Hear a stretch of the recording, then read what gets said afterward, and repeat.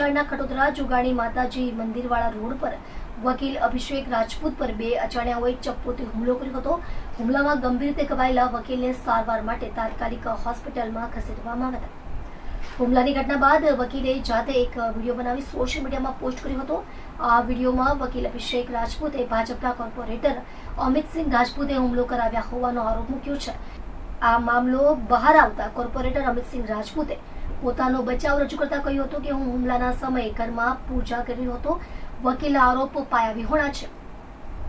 ઘટનાને રાજકીય રંગ આપવાનો પ્રયાસ કરાઈ રહ્યો છે. અભિષેક રાજપૂત અને તેમના ભાઈ પંકજ રાજપૂત વચ્ચે ચાલી રહેલા કોર્ટ પ્રકરણને પગલે અમિત રાજપૂત પર સમાધાન માટે દબાણ ઊભું કરવા માટે સમગ્ર તરકટ રચવામાં આવ્યું હોવાનો ખુલાસો અમિતસિંહ રાજપૂત દ્વારા કરવામાં આવ્યો છે.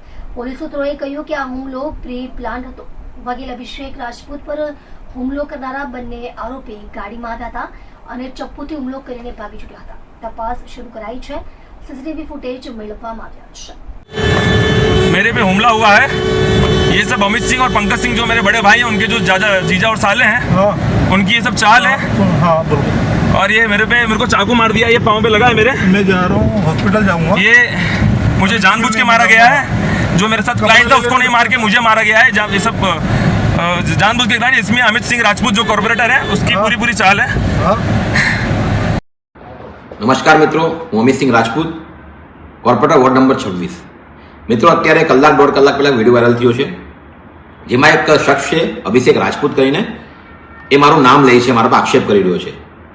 આ મારા બનેવીનો સગો ભાઈ છે અને 10 વર્ષથી ઉપરનો સમય આનાથી મારા કોઈ સંબંધ નથી અને વારંવાર કોઈ પણ મેટરમાં આ મને આરોપી બનાવવાની કોશિશ કરે છે. દરેક પોલીસ સ્ટેશનમાં મારા વિરુદ્ધ અરજીઓ કરાવે છે.